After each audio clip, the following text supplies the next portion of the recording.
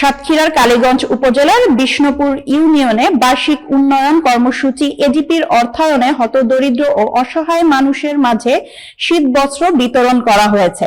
শীতের তীব্রতা বাড়ায় নিম্ন আয়ের মানুষের কষ্ট লাঘবে এই উদ্যোগ নেওয়া হয়।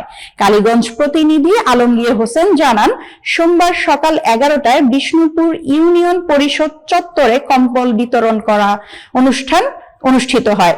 বিষ্ণুপুর ইউনিয়ন বিএনপির সাধারণ সম্পাদক মাহমুদ মোস্তফার সভাপতিত্বে অনুষ্ঠানে প্রধান অতিথি হিসেবে উপস্থিত ছিলেন উপজেলা বিএনপির সাবেক ছাত্র বিষয়ক সম্পাদক ও বিষ্ণুপুর ইউনিয়ন পরিষদের চেয়ারম্যান জাহাঙ্গীর আলম।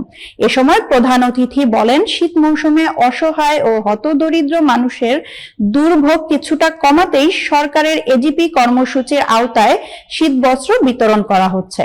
ভবিষ্যতে ইউনিয়ন পরিষদের পক্ষ থেকে দরিদ্র ও দুস্থ মানুষের কল্যাণে এ ধরনের সামাজিক কার্যক্রম অব্যাহত থাকবে বলে তিনি আশাবাদ ব্যক্ত করেন। অনুষ্ঠানে আরো উপস্থিত ছিলেন বিষ্ণুপুর ইউপি সদস্য আব্দুল কাদের, খলিলুর রহমান, লাইলি পারভিন, শেখ মহিউদ্দিন, অবসরপ্রাপ্ত সেনা সদস্য আলমগীর কবির, ওয়ার্ড বিএনপির সভাপতি গোলাম বাড়ি, সাধারণ সম্পাদক আকবর আলী মোল্লা সহ স্থানীয় গণ্যমান্য ব্যক্তিবর্গ।